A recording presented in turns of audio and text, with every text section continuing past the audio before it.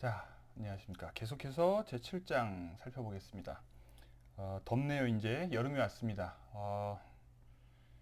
겨울이 지난 지가 얼마 안 된 것 같은데 갑자기 여름이 왔습니다. 요즘은 더워서 잠자기도 쉽지도 않고요. 괜히 자켓 입고 강의를 하려고 했다가 좀 더워서 벗었어요. 자, 24절입니다. 217쪽 24절입니다. 왕이 외국인을 아내로 들여서는 안 된다. 자, 기본적으로 주권의 통일성, 주권의 단일성, 그리고 안정성, 이것을 지금 스피노자가 목표로 삼고 있기 때문에 어떤 주권이 쪼개질 염려가 있는 요소들을 계속 제거하는 거예요. 주권이라고 하는 관념은 16세기에 처음 이제 등장했어요. 그리고 이제 17세기, 18세기 지나면서 이제 확립되어 가는데요. 제가 수업에서 여러 차례 얘기했지만 대내적으로 최고, 대외적으로 독립이라고 이야기를 하죠. 그리고 특히 이 주권이 단일해야 한다고 하는 관념, 이것이 강조되어 왔는데요. 어떻게 해야 단일하냐? 이게 한 사람이어야 단일하다고 하는 생각이 이제 상식적이죠. 그래서 이제 보통 한 명의 통치자를 이제 주권자로 인식하는 성향이 강해요. 그래서 이제 결국은 이제 주권자를 왕으로 상상하죠. 그런데 스피노자의 주장, 그러니까 이전에 예를 들면 장보댕이라고 하는 사람이 이런 주권론의 선구자인데, 대개 이제 이런 사람들의 주장이 절대 왕정을 옹호하는 쪽으로 귀결돼요. 또 그렇게 오해되고, 그리고 17세기 스피노자의 시대에는 이제 앞서서 토마스 홉스가 유사한 이야기를 하죠. 주권의 그런 필요성, 그리고 이제 주권의 필요성이라는 얘기는 대내 최고, 대외 독립적인 권력이 있어야만 평화가 가능하다. 남의 간섭 받지 않고 동시에 내부에서도 아무도 함부로 덤빌 수 없는 그런 존재가 있어야 된다는 거죠. 이것이 주권인데 이걸 설명하다 보니까 또는 묘사하다 보니까 당대인들의 생각에 맞춰서 하다 보니까 결국은 또 왕정을 옹호하는 쪽으로 해석이 돼요. 물론 자세히 읽어보면 꼭 왕정만이 주권이 될 수 있다고 생각하는 것은 아니지만, 왕만이 주권자가 될 수 있다고 생각하는 것은 아니지만, 근데 이제 스피노자는 여기에서 거의 일관되게 주권의 단일성, 안정성, 통일성, 뭐 최고성, 뭐 이런 걸 계속 강조하는데, 그것이 오히려 왕 한 명을 통해서 절대 달성될 수 없다고 일관되게 강조하고 있어요. 그러니까 철저하게 반군주정적 태도를 취하고 있어요. 이유는 뭐냐? 왕이 죽는다는 거예요. 왕이 죽는다는 사실만큼 강력한 반대 근거가 없는 거예요. 그렇기 때문에 연속성의 보장 면에서 취약하다는 거죠. 그 반면에 위원회 또는 회의체는 회의체를 구성하고 있는 사람들이 싹 다 죽지 않는 한 한 번에 연속성이 보장된다는 거죠. 그러니까 이게 굉장히 역발상입니다. 그러니까 우리나라도 지금 그런 변화의 과정 속에 있는 건데요. 오늘날 우리가 대한민국의 주권의 단일성을 대통령 한 사람만을 통해서 이해하고 있지는 않아요. 그런 의미에서 우리는 대통령을 심지어 탄핵하고 그 과도기 동안 60일 동안 공백 기간 동안 선거를 준비하고 선거 경쟁 캠페인을 심지어 하고, 그렇게 해서 투표로 새 대통령을 선출하는 이 세레모니를 하면서도 큰 불안을 안 느꼈어요. 딴 사람들만 불안해했죠. 그래서 쓸데없이 뭐 계엄을 검토한다느니 뭐니 뭐 이런 소리들을 하고 그랬죠. 그런데 우리가 북한 같은 사회가 만약에 늘 그걸 걱정하죠. 그러니까 실제로 그 우리가 걱정을 오지랖 떨면서 한 거라면 좋은 거고, 정말로 왜냐면 김일성 주석 죽었을 때도 그렇고, 김정일 죽었을 때도 그렇고, 언제나 그 후계 문제에 대해서 사람들이 다들 관심을 기울였어요. 왜냐면 그것이 왕국이 가지고 있는 최대의 단점이거든요. 연속성이 보장되지 않고 늘 후계 다툼이 있다는 것. 그 문제가 스피노자도 마찬가지고, 그런 의미에서 스피노자는 일반인의 상식과 통념을 깨고 절대로 군주정이 주권의 단일성의 측면에서도 오히려 마이너스고 해롭다고 주장하는 거예요. 자, 기억하세요. 주권의 단일성, 주권의 통일성, 주권의 최고성, 그것이 필요해요. 왜? 국내적 평화와 대외적 안전을 위해서. 그러나 그것이 1인을 통해서 보장될 수 있다고 하는 것은 우리의 시각이 가지고 있는 착각, 우리가 시각에 종속되어 있는 데서 비롯되는 착각인 거죠. 그래서 자꾸 한 사람이라고 하는 의인화된 어떤 존재를, 한 사람을 통해서 그것이 표현된다고 착각하는데, 오히려 그 내용을 보면 그렇지 않다. 오히려 집단을 통해서 회의체나 이런 안정적으로 유지되는 것을 통해서 훨씬 더 그것은 보장될 수 있다고 하는 거예요. 이 통일성에 대한 오해입니다. 여러 사람이 하면 통일적이지 않다고 하는 생각. 이것을 끊임없이 깨려고 노력하고 있죠. 자, 앞에서도 그래서 무슨 얘기를 했냐면, 회의를 많이 하다가, 이건 귀족정 얘기할 때 나오는 거죠. 예, 다음에 이야기하겠습니다. 자, 그래서 어쨌든 외국인을 아내로 들여서는 안 된다.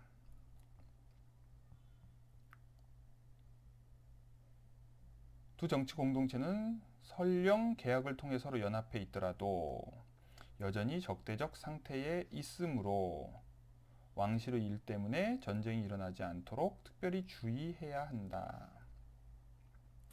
자, 두 정치 공동체는 계약을 통해 서로 연합해 있다. 자, 국가들 간의 연합이라고 하는 것이 얼마나 불안정한 것인가를 강조하고 있어요. 왜냐? 사람들이 기본적으로 적대적이기 때문이라는 거죠. 적대적인 존재들이 필요에 의해서 연합해 있는 거지, 필요가 없어지면 그 연합은 깨진다는 거예요.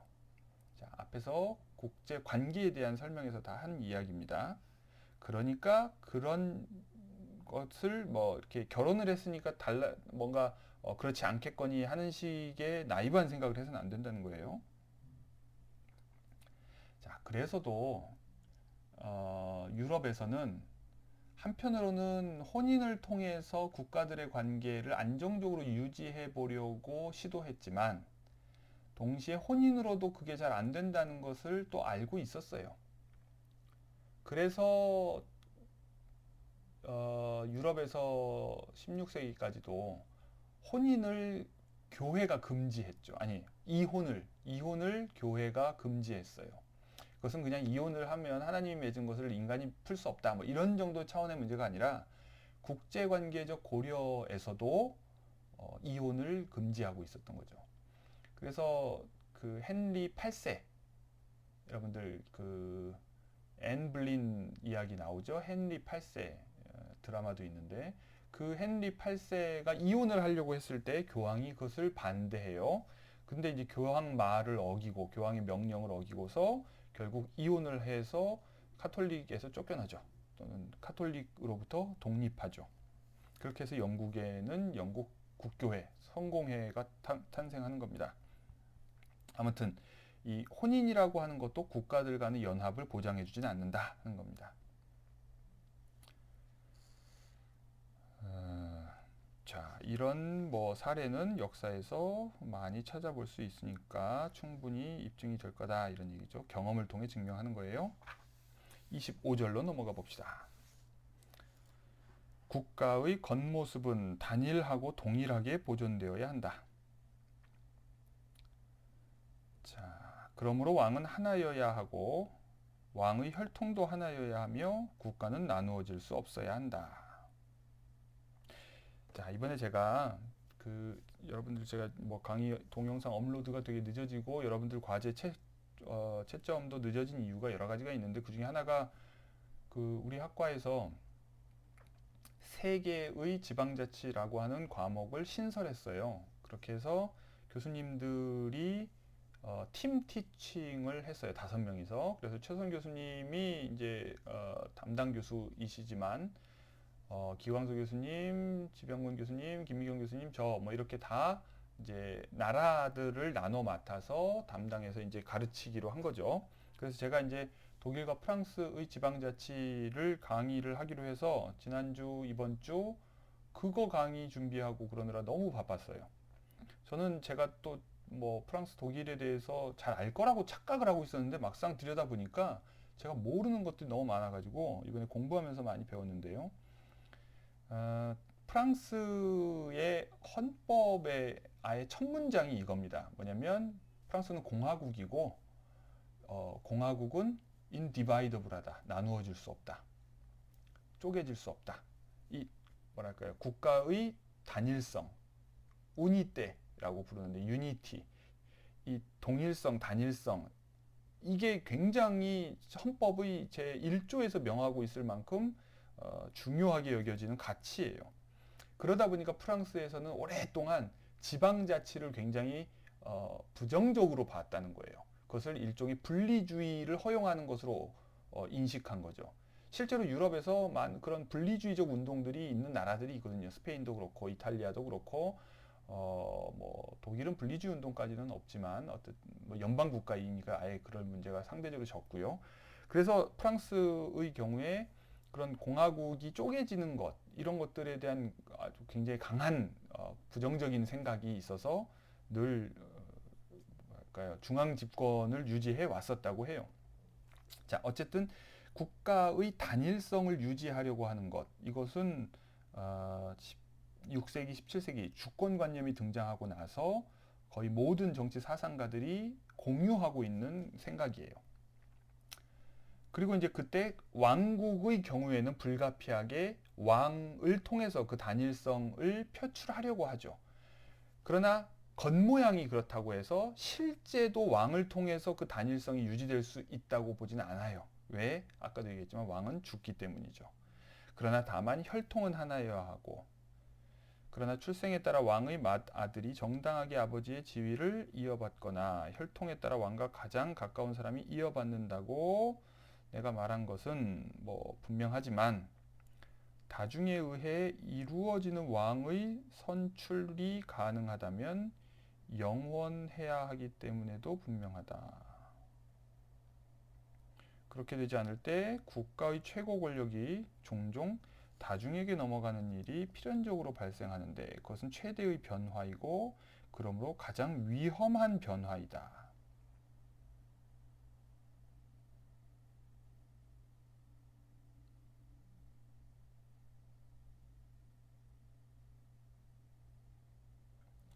자, 왕을 국민 다중이 선출로 뽑는다고 하면 매번 그러니까 이게 이제 지금 아까 제가 대통령제에 비유해서 이야기했죠. 오늘날 우리는 대통령이 심지어 탄핵당하고 2달 동안 60일 동안 대통령이 없는 상태에서 권한대행 체제로 가면서도 별 문제 없이 새로 대통령을 선출하고 할 수 있는 시스템을 갖췄어요. 이것이 바로 민주적 제도가 가지고 있는 장점이죠. 그런데 스피노자 시대에는 그런 것들이 상상되기가 어려웠어요. 즉 국민들이 왕을 매번 새로 선출한다. 그건 상상하기 힘들다는 거죠. 그러므로 왕의 서열 순위나 왕위 계승자가 미리 사전에 다 정해져 있어야 한다는 거예요.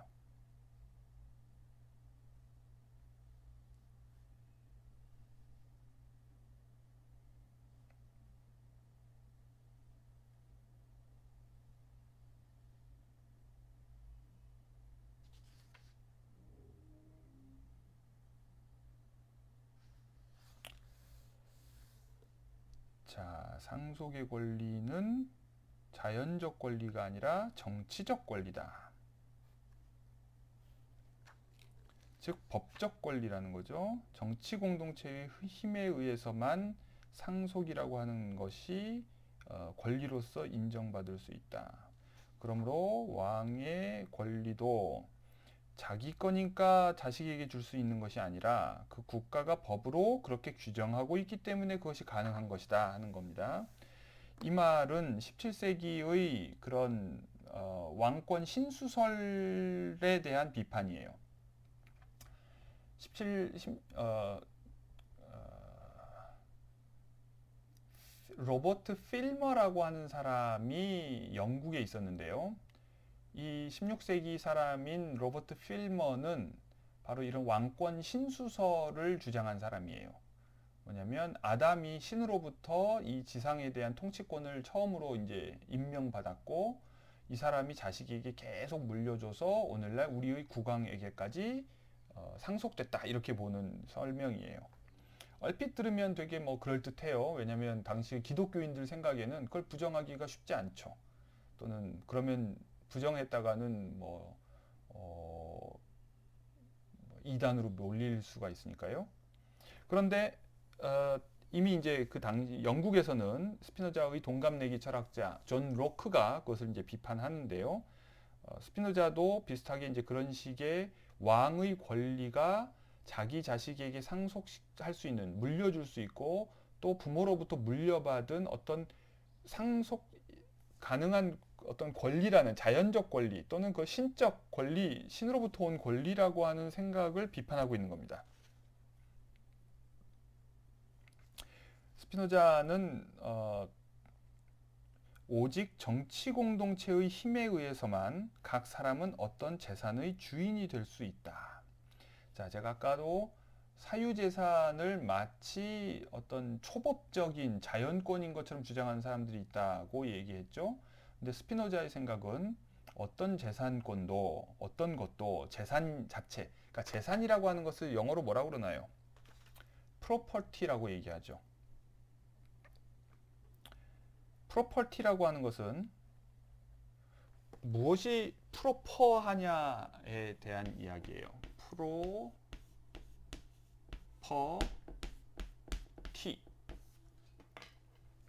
프로퍼하다, 적합하다, 적절하다. 그러니까 너에게 적합한 거냐, 나에게 적합한 거냐 이런 얘기예요. 그러니까 그것의 명사형이 프로퍼티예요. 그러니까 재산이라고 하는 것은 나에게 적합한 것, 나에게 귀속되어 있는 것 이런 뜻인데 그것이 내 것이고 저것이 네 것인지를 도대체 어떻게 객관적으로 보증해 줄 수가 있죠? 각자 자기에게 이것이 내 것이다 라고 주장하면 그 주장들이 충돌할 때 결국 그것을 해결할 수 있는 것은 제3의 권력 외에는 없죠.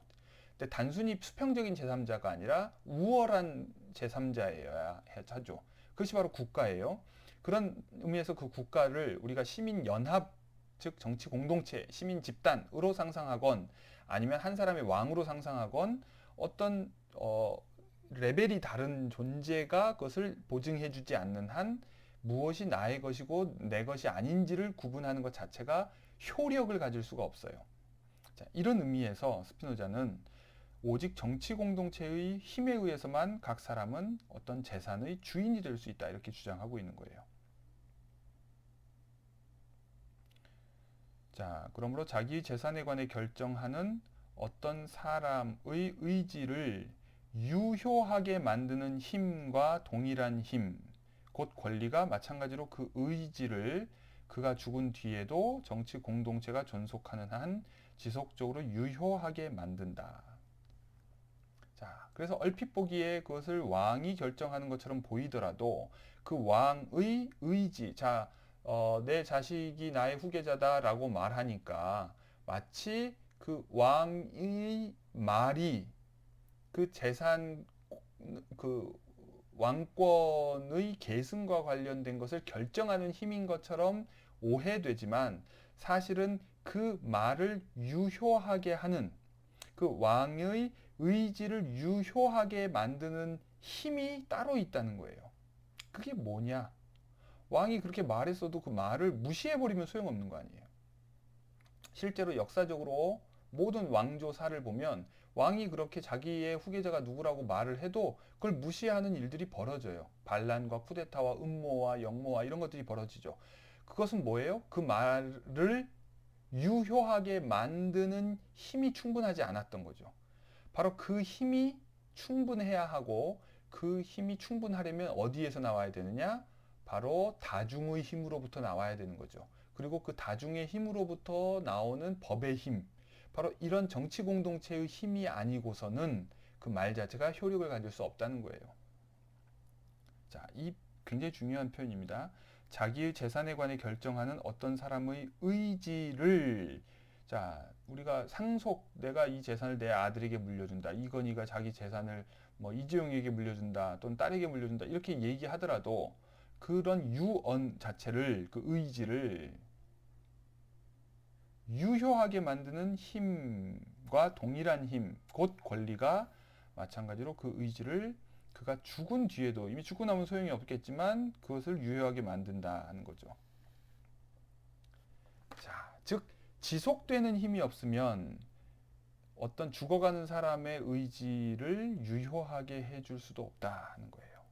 그렇다면 이 왕권과 관련된 어떤 것은 죽는 사람에게서 나오는 것이 아니라 죽고 난 후에도 그 뜻을 유효하게 해주는 지속적 힘에 의해서 나온다. 자, 그래서 이 원리에 따라 정치적 상태에 있는 각 사람은, 우리들 다 마찬가지죠. 그가 살아있는 동안에 지녔던 것과 같은 권리를 죽은 뒤에도 보유한다. 자, 그래서 제가 쓴 어떤 책이라든지 이런 것도 저의 뭐 저작권 이런 것도 제가 살아있을 때만 보장되는 것이 아니라 죽고 나서도 보장되는 이유는 바로 그 권리가 저에 의해서 보장되는 것이 아니라 제가 죽고 나서도 지속되는 그 어떤 힘에 의해서 보장되기 때문인 거죠. 그것을 정치 공동체의 영구적인 힘이라고 표현했습니다.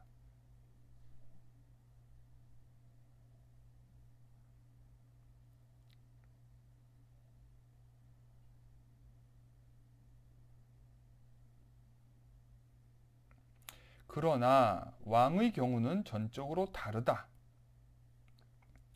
자, 이런 민주적인 공동체는 정치 공동체의 영구적 힘이 그것을 가능하게 한다. 이렇게 얘기할 수 있는데 왕의 경우는 전적으로 다르다. 지금 이렇게 얘기하고 있어요. 왜냐하면 왕의 의지가 바로 국법이고 왕이 바로 정치 공동체이기 때문이다.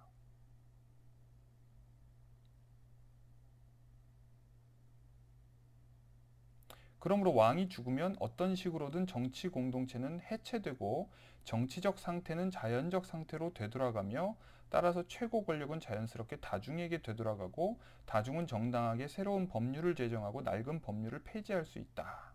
이거 얼핏 보면 마치 제가 이야기한 것과 다르게 스피노자가 주장하는 것처럼 보여요. 근데 주의해서 보세요. 그런 얘기가 아닙니다.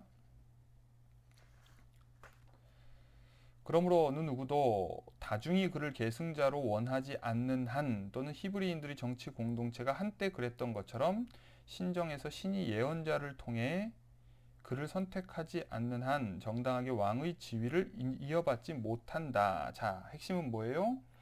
어느 누구도 다중이 그를 계승자로 원하지 않는 한 정당하게 왕의 지위를 이어받지 못한다. 자, 무슨 말이에요? 그러므로 어, 왕의 후계자를 마치 왕이 스스로 의지를 가지고서 결정하는 것 같지만, 자기 재산을 자식에게 물려주는 것처럼, 왕권을 물려주는 것처럼 보이지만 그것을 다중이 인정하지 않는 한 결코 유지될 수 없다고 하는 거예요. 결국 왕정조차 다중의 힘에 의존하기 때문에 다중의 힘에 의해서 지속되는 어떤 힘의 지지를 받지 않으면 왕정의 연속성도 보장될 수 없다고 하는 거죠. 자, 또한 우리는 이것을 왕의 검, 곧 권리가 실제로는 다중 자체 또는 다중의 더 강한 부분의, 즉 다수죠. 다수의 의지라는 사실에서 연역할 수 있다. 자, 오해하지 마세요. 그러니까 이 말이 왕이 자기 권리를 자기가 맘대로 줄 수 있고 자기 이런 뜻이 아니에요. 왕이 뭐랄까 자기의 왕권을 자기 재산처럼 부릴 수 있다는 뜻이 아니에요. 지금 상황이 다르다는 얘기는 왕이 죽고 그러면서 왕이 그러니까 앞에 정치 공동체의 영구적 힘과 비교했을 때, 즉 민주국가와 비교했을 때 왕국은 매번 왕이 죽을 때마다 사라져 버리니까 굉장히 불안정하고, 그러므로 결국 왕이 스스로 그 권리를 행사하는 주체가 된다는 것이 성립할 수 없다고 하는 이야기예요. 오히려 다중의 선택에 의존할 때 국가의 겉모습이 군주국가의 경우에 단일하고 동일하게 보존될 수 있다고 하는 겁니다.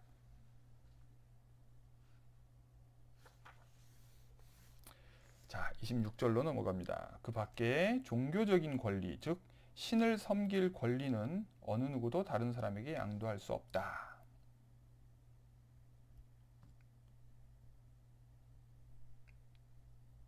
자, 여기에서 구분할 필요가 있어요. 제가 지난 시간에도 얘기한 적이 있네요. 스피노자는 종교를 내면 종교하고 외면 종교로 구분합니다.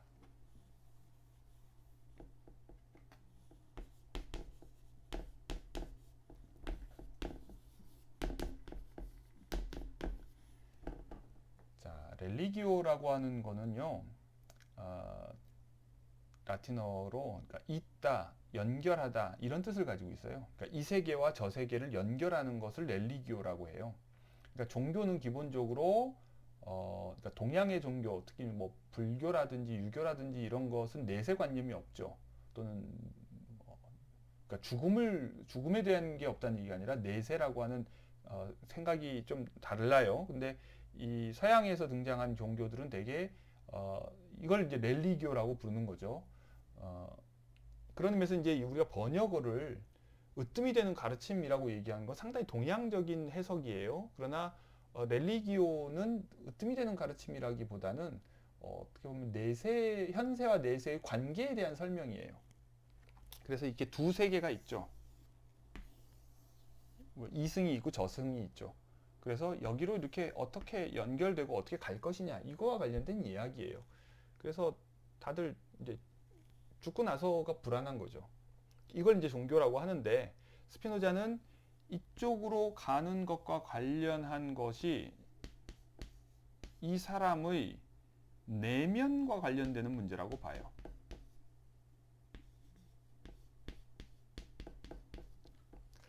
이게 이제 16세기 1517년에 독일에서 마틴 루터가 기독교 개혁 운동을 일으키죠.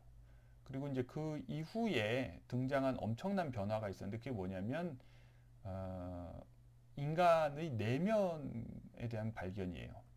그러니까 마틴 루터가 끝내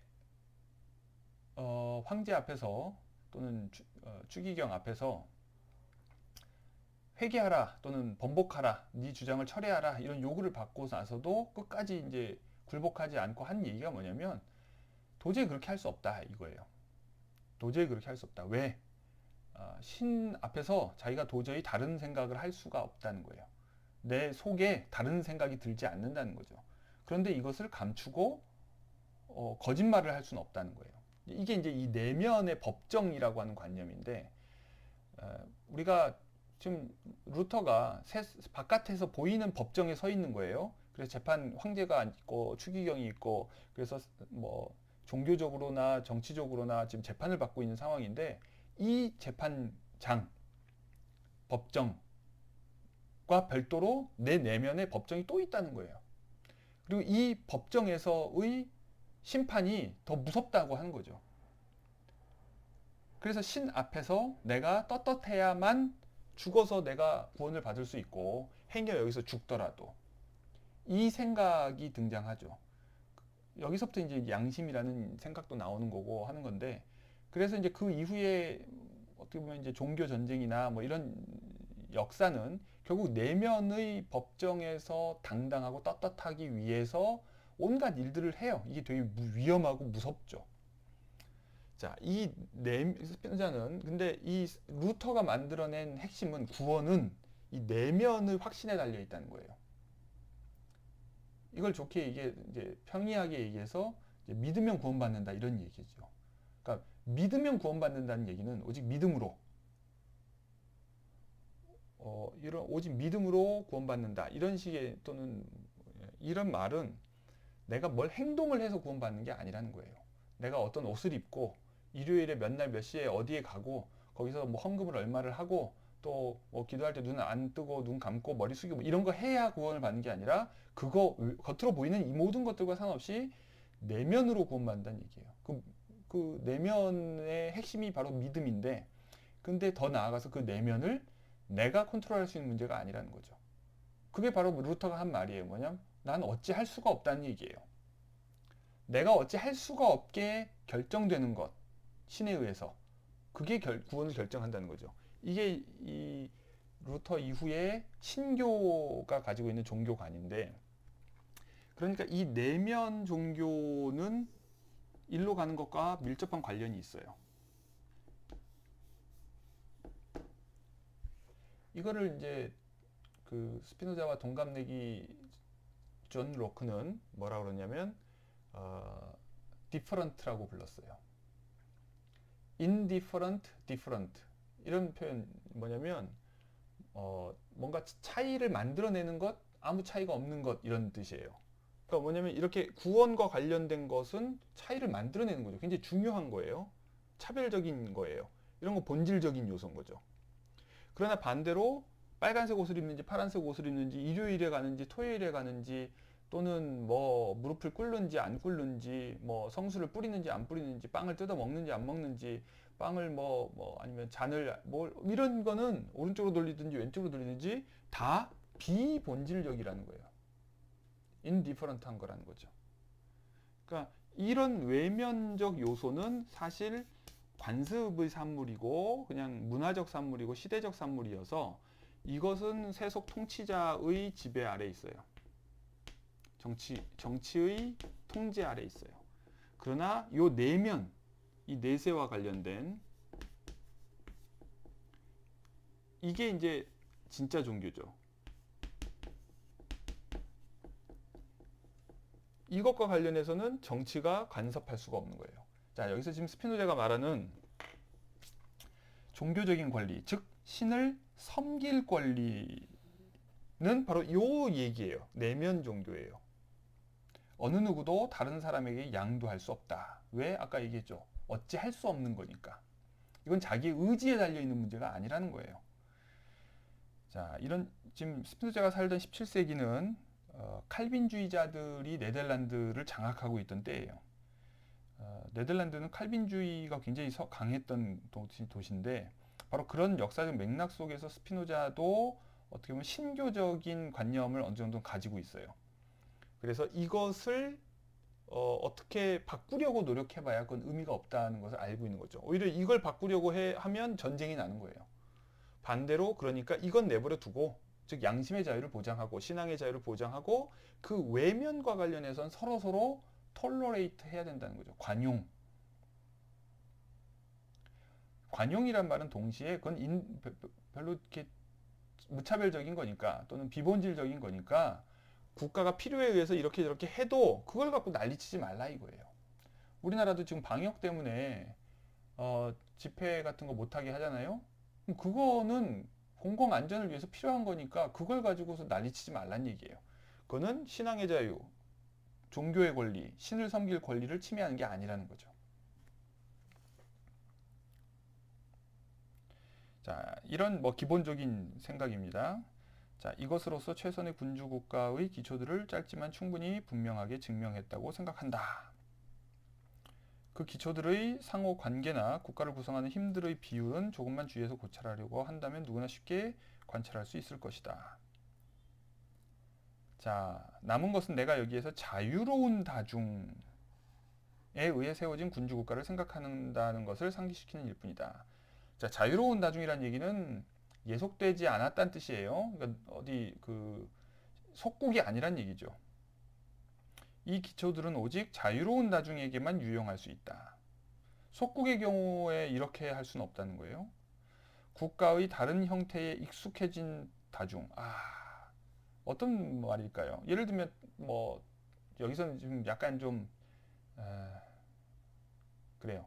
아무튼 튀르크인들을 약간 비하적으로 보고 있어요. 이 서구인들이 공유하고 있는 오리엔탈리즘이 여기에도 좀 어느 정도 반영되어 있는 건데, 튀르크인들에게 이런 제도를 준다고 해서 될 수 없다고 보는 거죠. 왜? 다른 형태에 익숙해진 다중인 거예요. 그런데 그런 나라에 뭔가 좋은 제도를 앞시고 지금 스피노자가 구상하고 있는 군주국가의 어떤 설계도를 막 강제로 부과한다. 그럼 어떻게 돼요? 국가 전체를 완전히 붕괴시키는 커다란 위험 없이 자신들이 받아들였던 기초들을 제거하고 국가 전체의 구조물을 변경할 수는 없다. 자, 제도적 개혁이라고 하는 것도 굉장히 조심스러워야 하고 그 나라의 국민들의 성정에 되게 맞아야 되고 역사적인 경험이나 이런 거에 다 부합해야 돼요. 그런 의미에서 지금 스피노자가 그리고 있는 이것은 어떻게 보면 서유럽인들에게 적합할 수 있다고 스피노자도 생각하고 있는 거예요. 이게 중국인에게 또는 일본인에게 또는 터키인에게 적합할 거라고 생각하지 않는 거죠. 페르시아인들에게 적합할 거라고 생각하지 않아요. 자, 이 점을 염두에 둘 필요가 있어요. 즉, 자유로운 다중이라는 말은 노예처럼 전제정 하에 있었던 사람들에겐 적합하지 않다는 거죠. 이런 우울을 누가 범했나요? 미국이 범했죠. 언제? 이라크 전쟁에서. 미국이 9.11 이후에 아프가니스탄과 이라크를 공격한 후에 거기에 의도는 좋았죠. 뭐예요? 거기에 이제 테러를 지원하는 그런 가능성을 싹 뽑아버리겠다. 그리고 뭐 그런 식의 뭐죠? 탈리반이나 이런 사람들 훈련기지 이런 것들도 다 싹 없애버리겠다. 뭐 이런 생각을 하고 그러려면 거기에 이제 민주적인 공화국을 건설해야겠다. 이런 생각을 한 거예요. 근데 안 되는 거죠. 그러니까 그게 작동하기 위한 전제 조건이 되게 두껍게 있는데 그런 것을 인식하지 못하고 아주 뭐랄까요? 그 일반적인 범용 민주적 모델이 있다고 생각하고 그걸 그냥 부과하면 될 거라고 생각한 거예요. 그러나 그것은 어, 사실상 어려운 일이었죠. 자, 그래서 결국은 몰락합니다. 지금 이라크와 아프가니스탄 여전히 안정적인 정치 제도가 지속되고 있지 않아요. 국가의 다른 형태에 익숙해진 다중인 거죠. 결국 국가 전체를 완전히 붕괴시키는 사고를 치게 돼요. 이런 나라들을 failed state라고 부르죠. 실패한 국가 또는 붕괴된 국가 이렇게도 표현을 해요. 자, 27절로 넘어갑니다. 그러나 모든 필사의 존재에 내재해 있는 악덕을 오직 평민에게만 국한하는 사람들은 우리가 쓴 이것들을 어쩌면 웃음으로 받아넘길지 모른다. 즉 그들은 자 이런 교만한 사람들이 있죠. 뭐냐면 지금 여기서 스피노자는 일관되게 사람들을 뭐랄까 대단하지 않다고 보고 있어요. 인간들이 뭐 특별히 합리적이지 않다고 봐요. 정서에 예속되어 있다 이렇게 주장하고 있죠. 그래서 그런 걸 전제로 이런 제도를 만들고 이런 제도를 만들고 이렇게 하고 있어요. 그러니까 누군가가 보면 되게 뭐랄까요 쓸데없는 짓처럼 느껴질 수도 있고 아니면 되게 억압적인 국가를 만들고 있다고 상상할지도 몰라요. 그런데 스피노자는 그런 식의 어떤 우월한 태도로 그런 것들이 평민에게만 해당하는 거고 다른 사람들은 그렇지 않다는 식의 이런 뭐랄까요 구분하는 시각 이것을 지금 부정하고 있어요. 자, 그들이 바로 이제 교만한 사람들이죠. 그들은 천민에게는 어떤 절제도 없어서 그들이 통치자를 무서워하지 않으면 오히려 통치자를 두렵게 한다거나 평민은 비굴하게 복종하거나 그렇지 않으면 오만하게 지배한다거나 평민에게는 진리나 판단력이 없다고 말한다. 이 그들 누굴까요? 그러나 모든 사람의 본성은 하나이고 공통적이다. 그러니까 이 그들은 바로 사람들을 낮춰보면서 그렇기 때문에 어떤 이런 제도를 통한 지배가 아니라 무섭게 뭐랄까요, 절대 권력을 이용해서 지배해야 된다거나, 전제적 지배가 불가피하다거나, 독재가 불가피하다거나, 아니면 경찰 통치가 불가피하다거나, 이런 식의 주장들이에요. 예를 들어 미국의 비유를 해봅시다. 미국에서 이제 백인 우월주의자들은 그렇게 생각할 수 있죠. 흑인들은 이렇고 저렇고 저렇기 때문에 이렇게 다스려야 된다. 바로 이런 식의 태도, 이런 식의 이분법적 시각, 사람을 유형으로 구분하는 시각이에요. 즉, 합리적인 사람들과 비이성적이고, 뭐랄까요, 감정적이고, 판단력이 없는 천민들, 평민들, 하층민들, 이런 식의 구분하는 이런 인종주의적 태도 또는 인간 유형론적 태도, 이건 저의 표현인데, 사람을 타입으로 둘로 나누는 거죠. 뭐냐면 이성적인 타입, 정서적인 타입, 이렇게 구분하는 식의 생각을 스피노자는 부정하고 있어요. 그래서 이성이 정서를 지배해야 하듯이 이성적인 사람이 정서적인 사람을 지배해야 한다라는 식의 생각을 스피노자는 인정하지 않는 거예요. 오히려 스피노자는 아주 급진적으로 이렇게 표현합니다. 모든 사람의 본성은 하나이고 공통적이다. 다르지 않다는 거예요. 다만 우리가 힘과 관습에 의해 속는 것이다. 힘이 있는 사람이 그렇지 않은 것처럼 우리가 착각하는 거고, 그리고 오랜 관습을 통해서 그 사람들이 좋은 조건 속에서 살고 건강 상태 좋고 교육도 많이 받고 또 뭐 이러니까 그 사람들이 뭐 하는 것을 그 사람 자체의 퀄리티인 것처럼 착각한다, 뭐 이런 얘기예요. 두 사람이 동일한 일을 행하더라도 우리는 종종 이 사람은 처벌받지 않고 그 일을 해도 되지만 저 사람은 그 일을 해서는 안 된다고 말하는데, 자, 이거 참 되게 중요합니다. 예를 들면 이런 거 있어요. 예를 들어 경영에 사측이 경영을 하는 것은 당연하지만, 자본가가 경영을 하는 것은 당연하지만 노동자가 경영에 참여하는 것은 안 된다고 하는 것도 일종의 편견이죠. 힘과 관습에 의해서 속는 거예요. 실제로 독일을 비롯한 북유럽 국가에서는 노동이사제가 도입이 돼서 반반씩 이사회를 구성하고 있어요. 그럴 때 오히려 책임성도 제고되고 생산성도 높아진다고 이미 결과가 나와 있어요. 그런데도 우리는 관습과 힘에 의해서 속죠. 왜냐면 양복 입고 있는 사람들이 그런 걸 하는 것은 납득이 되지만 구릿빛 피부에 조끼를 입은 사람들이 하면 뭔가 불안하고, 이건 철저히 힘과 관습에 의해 속는 거라는 얘기예요. 그것은 그들이 행하는 일이 달라서가 아니라 행하는 사람이 달라서다. 뭐 좀 이렇게 딱 떠오르는 사람이 혹시 있나요? 동시대인 영국인 베이컨이라고 하는 사람이 있죠. 스피노자가 베이컨의 영향을 또 받았다는 주장들도 많이 제기되고 있는데요. 베이컨이 우상에 대한 비판을 여러 가지 하죠.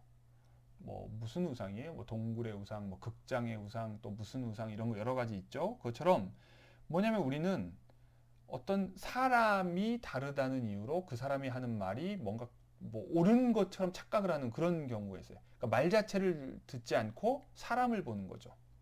이거 굉장히 위험한 거예요. 바로 사람들이 행하는 일이 핵심인데 누가 행하는지를 따라서 그 사람이 하는 일이 더 잘하는 거라는 착각을 하는 이런 오류들을 범해서는 안 된다고 하는 지적이에요. 오만함은 지배하는 자들에게 고유한 속성이다. 오히려 지배하는 위치가 오만함을 가져다 준다는 거죠.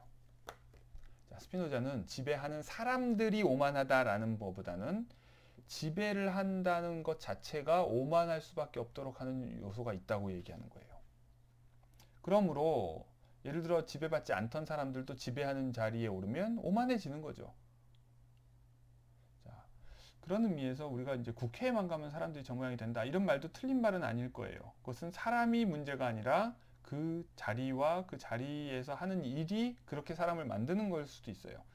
그렇다면 방법은 좋은 사람을 보내면 된다가 아니라 나쁜 사람이건 좋은 사람이건 사람은 다 똑같으니까 그곳에 가서도 그런 우리가 부정적으로 보는 속성이 나오지 않도록 하는 방법을 찾아야 돼요. 바로 그것이 뭐냐? 임기를 짧게 하는 거죠. 그래서 스피노자가 뭐라고 그래요? 1년 임기로 임명된 사람도 오만하게 구는데 명예를 영구히 누리는 귀족들은 오죽할까? 사람들은 임기가 있어도 배지 하나 달면 그렇게 거들먹거리죠. 이 귀족들의 거만함, 오만불손, 사치, 낭비 같은 악덕들의 일정한 혼합과 뭔가 배운 척하는 무식함. 재밌죠? 무식함이라고 노골적으로 지금 지적하고 있어요. 근데 뭔가 배운 척하는 무식함, 고상한 척하는 흉함으로 장식되어 있다. 그것들 각각이 따로 관찰되면 두드러져 보여서 지극히 초라하고 흉하지만 경험 없는 자들과 무지한 자들에게는 그것이 싹 다 합쳐져 있으면 멋있고 아름다워 보인다. 또한 천민에게는 어떤 절제도 없어서 천민들이 통치자를 무서워하지 않으면 오히려 통치자를 두렵게 한다고 말하는데 그것은 자유와 예속이 결코 쉽게 섞이지 않기 때문이다.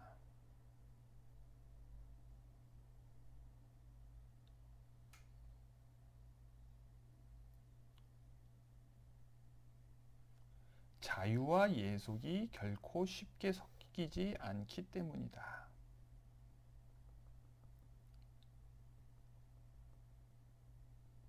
자, 천민들을 비하하면서 천민들이 통치자를 무서워하지 않으면 오히려 통치자를 두렵게 한다. 이런 말들을 한다는 거죠. 그러니까 내가 두렵지 않으려면 저놈들이 나를 무서워하도록 해야 된다. 이런 식의 주장들인 거죠. 이게 옛날의 논리예요. 이게 공포의 상호성을 낳는 거죠. 서로 계속해서 악순환이 도는 거예요. 내가 대중을 두려워하지 않기 위해서 먼저 천민들, 피치자를 두려워하게 만드는, 피치자들이 나를 두려워하게끔 만드는 이런 일을 선제적으로 하고, 그러면 또 다시 신민들은, 피치자는 바로 그런 식으로 통치자가 두렵기 때문에 동시에 또 반란을 일으키거나 뭐 이런 일들이 악순환을 일으키는 거죠. Reciprocity of Fear예요. 공포의 상호성. 그런데 오히려 스피노자는 이 현상에서 무엇을 보냐? 자유와 예속은 쉽게 섞이지 않는다. 자, 예속시키려고 하면 사람들은 들고 일어설 수밖에 없다. 예속되면서 동시에 자유로울 수는 없기 때문이다. 이런 얘기죠. 자, 마지막으로 평민에게는 진리나 판단력이 없다고 말하는데 뭘 모른다.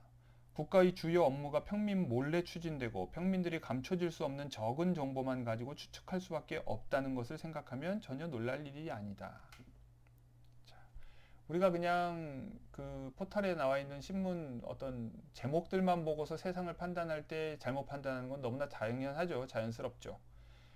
그러나 또 신문들이 정확하게 보도하지도 않는데 정확하게 보도하지 않는 내용들을 가지고 잘못 판단하는 것, 그것 또한 잘못이 아니라 어쩔 수 없는 거예요.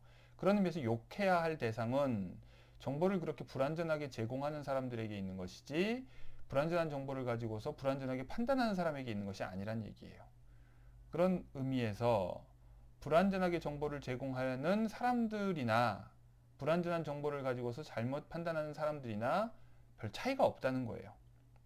그런데 사람들은 쉽게 기자들이나 또는 정치인들이나 또는 공직자들이나 관료들이나 또는 기업인들이나 일반 국민들을, 시민들을, 소비자들을 우습게 보죠.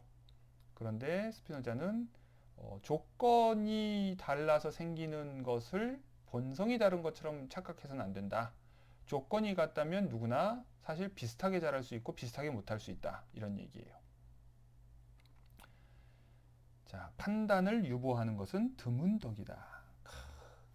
그렇습니다. 여러분들 정말 간곡하게 부탁하는데 판단을 최대한 유보하세요. 우리는 너무나 쉽게 판단하죠. 댓글 다는 사람들을 보면 그렇죠. 판단을 유보하는 것은 드문덕이에요. 아무튼 그러므로 시민들 몰래 모든 일을 행하면서 그에 대해 시민들이 잘못된 판단을 내리지 않고 모든 일이 나쁘게 해석되지 않기를 바라는 것은 지극히 무식한 태도이다. 엄청나게 센 표현이 나왔습니다. 무식한 놈들. 자, 정치인들이 그런 얘기들 많이 하죠. 특히 보수 언론들 뭐예요? 시민들 몰래 일을 하면서 그에 대해 시민들이 잘못된 판단을 내리지 않고 모든 일이 나쁘게 해석되지 않기를 바라는, 대중들이 오해한다고, 대중들이 삐딱 다 잘못 해석한다고 비판하는 사람들, 지극히 무식한 태도이다. 만약 평민이 자기 자신을 절제할 수 있고 너무 적게 알려진 일에 대해서는 판단을 유보할 수 있다면, 또는 미리 알고 있는 적은 것들을 가지고 사안을 올바르게 판단할 수 있다면, 진정 평민은 다스림을 받기보다 다스리기에 더 적합할 것이다. 자, 그런 의미에서 가혹한 잣대는 다스리는 자에게 가해져야지 다스림을 받는 사람에게 가해져서는 안 된다는 얘기예요. 그러니까 여러분들 권력을 가진 사람들에게, 다스리는 사람들에게, 결정권을 행사하는 사람들에게 더 높은 평가의 잣대를, 기준을 들이대야지 결정의 대상이 되는 평범한 사람들에게 그런 판단의 기준을 들이대서는 안 됩니다. 이미 우리가 말한 바와 같이 모든 사람의 본성은 똑같다. 모든 사람은 지배할 때 교만해지고 누군가를 무서워하지 않으면 두렵게 하며 남을 어디에서나 진리는 대개 적개심을 품은 사람들 또는 예속된 사람들에 의해 파괴된다. 특히 심리에서 법이나 진실을 고려하지 않고 재산의 많음을 고려하는 한 사람 또는 소수의 사람들이 지배하는 곳에서 그렇다. 자, 재미있죠? 자, 28절입니다. 다음으로 군사적 훈련에 익숙하고 추위와 굶주림을 잘 인내하는 용병들은 시민들의 무리를 낮춰보곤 한다. 자, 여기서 스피노자가 시민군으로 군대를 구성해야 된다고 하니까 또 용병들은 자기 압이 떨어져 나가는 걸 거 아니에요? 이 국가에서 자기들을 써주지 않을 테니까 불만이 있겠죠. 그러면 뭘 얘기하겠어요? 비교 우위를 주장하겠죠? 쟤네들은 전문가가 아니다. 프로페셔널 솔저가 아니다. 우리는 근데 프로페셔널이다. 그러니까 우리가 훨씬 더 잘 싸운다. 이렇게 얘기하겠죠. 여기에 대해서 스피노자가 반론을 얘기합니다. 시민들이 성을 함락하는 일이나 열린 전장에서 싸우는 일에서 자신들보다 한창 열등하기 때문에 시민들을 낮춰본다. 시민군, 저놈들이 뭐 하겠어? 이런 거죠. 국가가 이런 이유에서 불행하거나 덜 안정적이라고는 건강한 정신을 가진 사람이라면 어느 누구도 인정하지 않을 것이다. 무슨 말일까요? 왜? 건강한 정신을 가진 사람은 어떻게 생각하기 때문에, 오히려 그 반대로, 자, 이런 표현들은 사실 수사적인 의미도 있어요. 건강한 제정신을 가진 사람이라면, 건강한 정신을 가진 사람이라면, 이렇게 표현을 하는 것은 그럼 나는 이 말에 동의해야 내가 건강한 정신을 가진 사람이 되겠네? 이런 느낌을 받죠. 바로 이런 수사적인 표현법이에요. 사안을 공정하게 평가하는 사람이라면, 이것도 수사적 표현이죠. 어느 누구나 저 국가, 즉 남의 재산을 탐하지 않으면서 자기가 획득한 것을 지킬 수 있고, 그러므로 모든 방법을 동원해 전쟁을 피하고 최고의 열심으로 평화를 지키려고 노력하는 국가가 다른 어떤 국가보다 더 안정적이라는 것을 부정하지 않을 것이다. 자, 스피노자는 이런 시민군으로 이루어진 나라가 오히려 전쟁을 피하면서도 평화를 지키려고 노력하는 안정적인 국가다, 이렇게 이야기하고 있어요. 자, 동의하느냐? 반대하느냐? 자, 애매하죠. 그러나 동의를 유도하고 있는 거예요. 정치적 주장을 하고 있는 거죠. 그렇게 만들자는 거예요. 용병한테 넘어가면 시민들의 자유가 위태로워진다는 거죠. 그리고 그러면 다시 왕의 지위도 위태로워진다는 거예요. 29절, 그 밖에 이 국가의 전략이 좀처럼 감춰질 수 없다는 것을 나는 인정한다. 왜? 최고회의가 공개되어 있단 말이에요. 최고 자문관 회의에서 사람들이 모든 걸 결정하고 왕은 나중에 그걸 선택만 해요. 그러니까 이건 남들이 다 들여다볼 수 있는 그런 투명한 의사결정 과정을 가지고 있죠. 은밀하게 비밀리에 내각에서, 캐비넷에서 자기들끼리 몰래 문 닫아놓고 하는 게 아니란 말이에요. 그러나 국가의 올바른 전략이 적들에게 드러나 있는 것이 참주들의 사악한 비밀이 시민들 몰래 지켜지는 것보다 훨씬 더 낫다. 즉 전쟁을 일으키기 위해서 신민을 상대로 어떤 음모를 꾸미거나 외국을 상대로 전쟁을 일으키거나 이런 것들을 몰래 꾸미는 것보다는 오히려 국가의 전략이 차라리 올바르게 세워져 있다면 드러나 있는 것이 낫다. 자, 국가의 업무를 비밀스럽게 추진할 수 있는 사람은 그것에 대한 절대적 권한을 가지며 전시에 적에게 하듯이 평시에 시민들을 상대로 흉계를 꾸민다. 비밀이 국가에 종종 이롭다는 것은 어느 누구도 부정할 수 없다. 그러나 비밀 없이 국가를 유지할 수 없다는 것은 어느 누구도 증명하지 못할 것이다. 자, 그 말은 뭐예요? 비밀 없이도 국가를 유지할 수 있다는 자신감을 지금 표출하고 있는 거죠. 옛날부터 이런 국가의 비밀, 통치의 비밀 이런 식의 생각들이 많이 있었어요. 그래서 마치 이제 그것이 통치의 비법인 것처럼. 그런데 지금 스피노자는 그런 말에 동의하지 않고 오히려 투명한 정부 운영을 통해서도 안정적일 수 있다. 이렇게 얘기하는 거죠. 오늘날 민주주의 국가들은 이런 투명성, transparency를 어떻게 보면 추구하고 있어요. 그것을 이제 시각적으로 표현하는 것이 뭐냐면 회의를 공개하는 거죠. 그래서 뭐 국회 같은 경우에는 텔레비전으로 늘 생중계를 하고 또는 정부 청사에 통유리를 도입해 가지고 안에 뭐 사람들이 뭘 하는지 다 들여다볼 수 있게 한다든지 이런 걸 이제 일종의 쇼라고 할 수도 있지만 어쨌든 그런 노력이에요. 노력의 표현이에요. 자, 이 가시성, 투명성 잠깐 여기에 대해서 생각해 봅시다.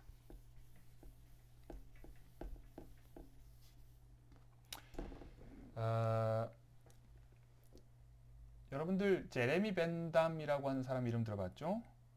제레미 벤담 그럼 또 떠오르는 연관 검색어가 뭐예요? 판옵티콘 들어보셨죠? 뭐 아마 읽어본 적은 없어도 들어는 봤을 거예요. 뭔가 이렇게 그런 감시의 원리 뭐 이런 거를 이제 뭐 감옥에 대한 구상을 했다고 그러죠.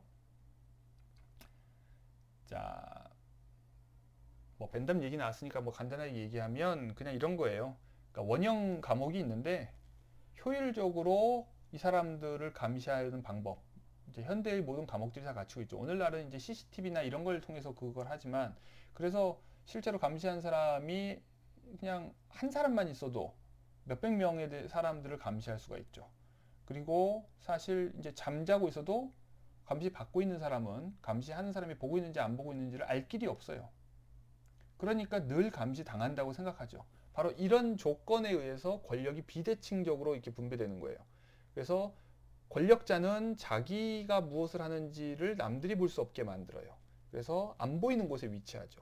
그러나 피권력자, 피지배자는 투명하게 드러나죠. 그래서 자기가 드러나 보임으로써 권력을 빼앗기고 보이지 않음으로써 권력을 가져요. 이 기본적인 원리를 감옥 설계에 도입한 거예요. 그래서 원형으로 감옥을 만들고 가운데 탑을 만들어서 여기서 서치라이트를 360도로 이렇게 돌리면 이 죄수들은 늘 360도 훤하게 비춰지지만 이 안에 있는 불을 쏘는 쪽은 안 보이죠. 그리고 사실 이 사람이 누굴 보고 있는지도 알 길이 없어요. 바로 이 원리입니다.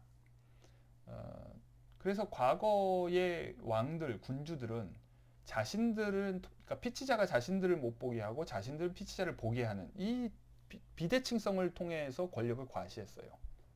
물론 이제 자기를 드러내 보일 때는 이제 쇼업 하죠. 자기를 보여서 뭐 권력을 과시하려고도 하죠. 이게 이제 옛날 이제 절대 군주의 통치 방식이라면 이게 이제 뭔가 결정도 비밀리에 하고 은밀하게 행동하고 그리고 자기는 가끔씩만 이제 드러내 보이면서 과시하고 반대로 상대는 늘 감시하고 예를 들면 그 1984에 나오는 빅브라더나 이런 전체주의 국가의 통치 방식이 다 그런 거죠. 그러니까 만약에 대비하자면 자유로운 민주주의 국가는 권력자일수록 투명해져야 되고 반대로 전체주의 국가, 권위주의 국가 또는 비민주적인 국가는 권력자일수록 불투명하고 권력이 없는 사람일수록 투명한 거예요. 무슨 말인지 알겠죠? 바로 이런 식의 통념을 이제 스피노자는 이 민주정 쪽으로 가는 거예요. 그러니까 17세기만 해도 피치자들이 오히려 투명하기를 요구하는 거예요. 당시 이제 칼빈주의 사회에서 더 그런 것이 강했는데 뭐냐면 평범한 사람, 우리 여러분들 그런 거 있잖아요. 이제 소지품 검사 같은 거 할 때 교사는 자기 소지품을 검사받지 않으면서 학생들의 소지품을 검사하죠. 그래서 소지품 까라고 얘기해요. 근데 예를 들어 뭐 왜 내 사생활인데 내 소지품 검사하려고 하느냐라고 우리가 항의한다고 해봅시다. 그럼 이제 교사가 너 뭐 캥기는 거 있어? 캥기는 게 없으면 그냥 까도 되잖아 라고 얘기하면 그 말이 뭔가 묘하게 그럴듯하게 느껴져요. 또는 우리가 뭔가 압수수색이든 뭐 수사가 됐건 뭔가 이런 거 할 때 떳떳하면 수사에 응해라 이런 식의 표현들, 그러니까 그것이 나의 권리라고 주장하는 것이 오히려 비겁하거나 뭔가 감추려는 행위인 것처럼 인식되는 경향이 우리 사회에 아직 있어요. 자, 그것이 일종의 이제 이데올로기적으로 작동하고 있는 거죠. 뭐냐면 우리가 떳떳하다면 드러내야 한다. 그러나 그렇게 해서 이로운 사람은 누굴까요? 그걸 들여다보는 권력자죠. 그리고 정작 그 권력자들은 어떻게 움직이고 어떻게 행동하고 어떻게 하는지 아무것도 보이지 않아요. 잘. 예를 들면 검찰, 뭐 국정원 다 보이지 않는 존재들이죠. 그러나 우리를 들여다본단 말이에요.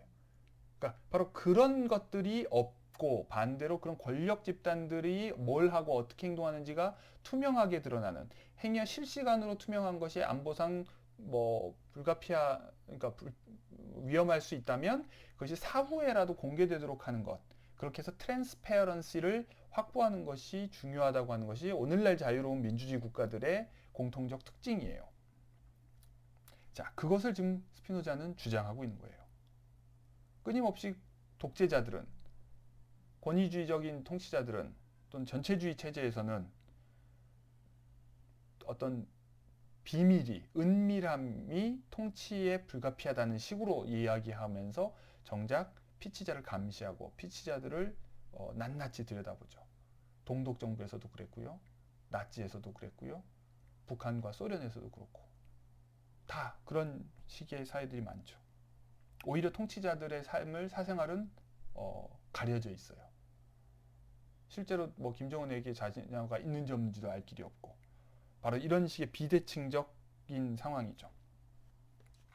자, 스피노자는 비밀이 국가에 종종 이롭다는 것은 인정하지만 비밀 없이 국가를 유지할 수 없다고는 인정하지 못하겠다, 이런 얘기예요. 특히 공공의 재산을 어떤 사람에게 우리가 절대적으로 믿고 맡기면서 동시에 자유를 보유하는 일은, 즉 우리가 자유를 보유하는 일은 이루어질 수 없다. 그러니까 절대적으로 믿고 맡겨서는 안 된다는 거죠. 그러므로 작은 손해를 커다란 악으로서 피하려고 하는 것은 무식한 짓이다. 물론 절대적 지배를 열망하는 사람들이 읊어대는 진부한 주제곡이 하나 있다. 즉 정치 공동체의 업무가 비밀스럽게 추진되는 것이 국가에 전적으로 중요하다는 것이다. 비슷한 다른 주제곡들도 있다. 그러나 그것들이 국익이라는 외피에 의해 더 많이 포장될수록 그만큼 시민들은 더 적대적인 예속에 이르게 된다. 즉 시민들을 그렇게 감시하는 사람들은 결국 시민들을 적으로 간주하는 거죠. 자, 그런 의미에서 자유를 위해서는 오히려 통치자가 투명해야 된다. 통치가 투명해야 된다. 30절입니다. 마지막으로 내가 아는 어느 국가도 우리가 말한 이 모든 조건에 따라 세워지지는 않았지만 만약 우리가 야만적이지 않은 어느 국가가 보존되거나 멸망하는 원인을 고찰하기를 원한다면 우리는 또한 경험 자체를 통해 군주국가의 이 형태가 최선의 것임을 증명해 볼 수 있을 것이다. 자, 경험을 통해 증명될 것이다. 이렇게 주장하고 있어요. 그러나 그것을 여기서 다 할 수는 없다. 그러므로 온갖 경험들을 다 들이댈 수는 없고 한 가지 사례를 언급하고자 한다. 그것이 아라곤 사람들의 국가이다.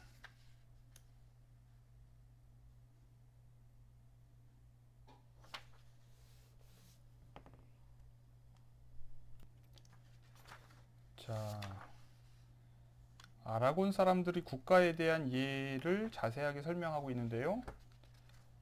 핵심적으로 이야기하는 것은 왕정을 수립했으면 왕정이 안정적으로 지속될 수 있는 조건을 확립해야 된다. 근데 그 조건이 무엇이냐? 자기가 제시한 내용들과 거의 유사하다는 이야기를 지금 하고 있는 겁니다. 아라곤 사람들이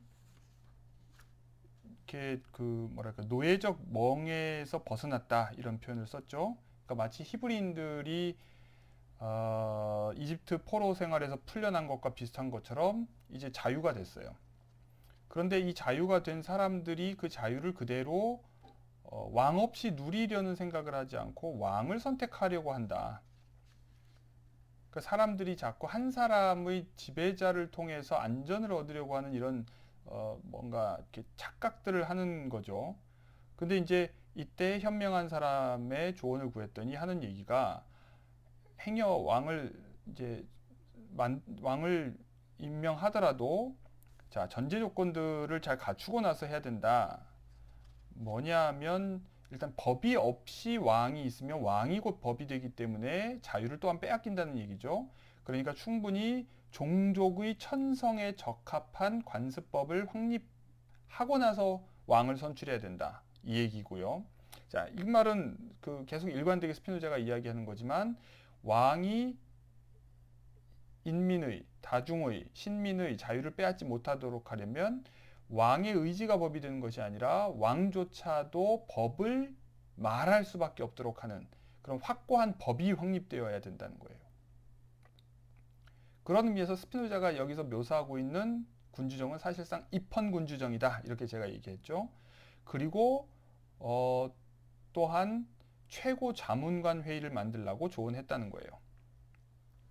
그래서 실제로 그렇게 해서 법도 만들고 최고 자문관 회의 뭐 숫자는 적지만 17인의 어떤 재판관 회의도 만들고 그렇게 해서 이제 정의가 지켜지도록 이렇게 하고 그랬는데 뭐 이런 권리가 중간에 이제 점점점 뭐 그러니까 뭐 근데 이 233쪽에 보면 왕을 선출하는 권리를 나중에 폐지했다는 거예요. 돈 페드로가 이렇게 회유하고 설득하고 뭐 아첨하고 뭐 이렇게 해서 결국은 왕을 선출하고 박탈할 권리. 그러니까 왕이 완전히 그렇게 뭐랄까 안정적으로 자기 임기를 보장받지 못하면 왕 자체도 늘 바로 그 선출도 하고 폐지도 할 수 있는 권리를 가진 사람에 대해서 두려움을 가지게 되죠. 그러니까 그런 두려움을 없애주는 방법으로 스피노자는 이 계승 절차를 입법화하는 방식을 택해요. 그런데 지금 아라곤 사람들은 그것을 왕을 우리가 선거로 뽑았기 때문에 동시에 언제든지 또 없앨 수 있다. 그러니까 우리나라에서도 지금 이제 국회의원 그걸 뭐라 그러죠? 탄핵제도 뭐 이런 걸 도입하려는 시도도 있고요. 대통령 탄핵제도도 있고 어쨌든 우리가 뽑을 수 있다면 동시에 해고할 수도 있다. 다만 이제 그 조건을 엄격하게 해서 쉽게 그런 권한이 사용되지는 못하도록 하고는 있죠.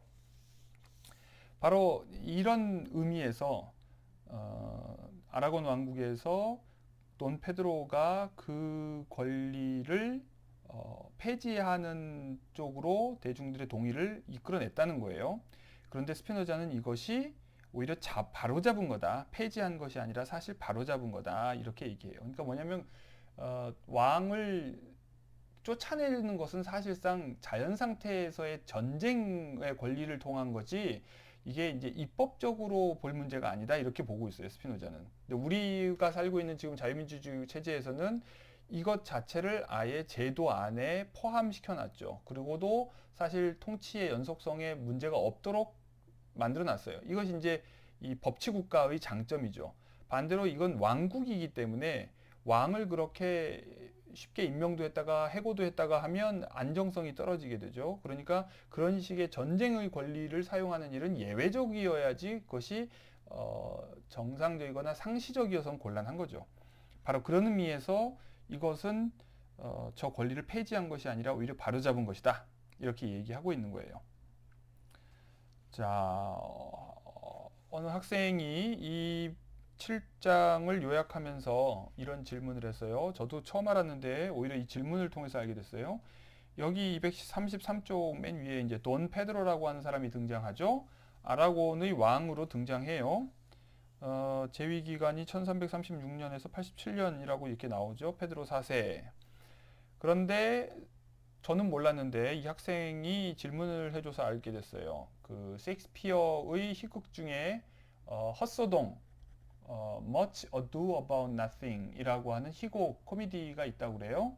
그리고 이곳에도 돈 페드로라고 하는 사람이 등장한다고 해요. 아라곤의 군주로 나오고요. 그래서 이게 같은 인물이냐 이런 질문을 하셨는데 제가 찾아본 바로는 동일 인물이라고 할 만한 근거는 없고, 왜냐면 이 셰익스피어의 희곡 내용 자체가 이게 픽션이고 허구적이어서 어떤 아라곤 왕국의 군주라는 설정 자체를 빌려온 것일 수는 있는데 이 실제 그 돈 페드로의 삶을 소재로 한 것은 아닌 것 같아요. 그리고 이제 돈 페드로라는 말 이제 이름 자체도 지금 이제 페드로 1세, 2세, 3세, 4세, 뭐 5세, 6세 이렇게 여러 사람 있듯이 그렇게 뭐 희귀한 이름도 아니고 그냥 흔한 이름이에요. 그러니까 피터라는 뜻인데 베드로란 뜻이죠. 베드로. 성인 중에 한 명, 성인이 아니라 이제 12제자 중에 한 명인 베드로인데 그러니까 그런 정도인 것 같아요. 자, 아무튼 이 돈 베드로 페드로 4세가 이 아라곤 왕국에서 시민들, 인민들이 나중에 가지고 있었던 권리를 이제 바로잡았다. 근데 이제 핵심은 문제는 이제 스피노자가 이제 주장하고자 하는 바는 왕과 신민의 힘의 균형이에요.